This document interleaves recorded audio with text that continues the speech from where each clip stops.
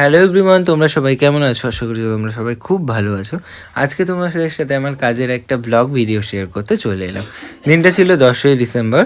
সকাল সকাল কিন্তু ফ্রেশ হয়ে আমরা প্রায় 1:30টার মধ্যে বেরিয়ে পড়েছিলাম। আমার লোকেশান ছিল কেষ্টপুরে যাবার উদ্দেশ্যে। দমদম থেকে কিন্তু বেশ কিছু অটো চেঞ্জ করলেই কেষ্টপুরে চলে যাওয়া যায়, তার জন্য হ্যাভক কিছু গাড়ি করে যেতে লাগবে না।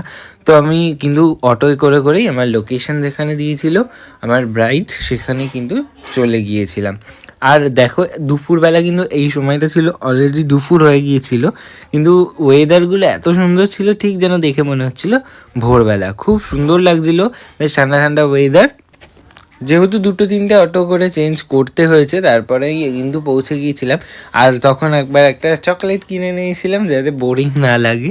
খেতে পৌঁছে গিয়েছিলাম কিন্তু আমার ব্রাইডের বাড়ির একদম কাছে। তো ওখানে গিয়ে আমরা বেশ কিছুক্ষণ ওয়েট করেছিলাম, তারপরে কিন্তু মেকওভারের জন্য আমরা বসে গিয়েছিলাম। আর এই হচ্ছে বাড়িতেই অ্যারেঞ্জমেন্ট করেছিল ব্রাইডরা। আর এটা ছিল সেদিনকে ব্রাইডের শাড়ি। তোমরা অলরেডি ব্রাইডের মেকওভার ফটো সব দেখে নিয়েছো, আমি ব্লগটা পরে আপলোড করছি। তো আমি কিন্তু এই শর্মিলাদির রিসেপশনের ব্লগটা খুব তাড়াতাড়ি আপলোড করব। রিসেপশনের লুকটাও হয়তো তোমরা দেখিয়ে নিয়েছো।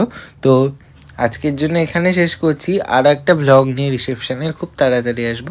আজকের ভিডিওটা কেমন লাগলো জানাতে কিন্তু একদম ভুলো না। আর তারপর এখানে ফটোগ্রাফাররা ফটো নিচ্ছিল, আমিও হালকা একটা ভিডিও করে নিয়েছিলাম। করে কিন্তু টায়ার্ড হয়ে ধীরে সুস্থে বাড়ির উদ্দেশ্যে আবার বেরিয়ে গেলাম। দিদি বাড়ি থেকে আমাদেরকে নিমন্ত্রণ করেছিল, যে বলেছিল সবাই খেয়ে যাও, কিন্তু আলটিমেটলি সেটা হয়নি।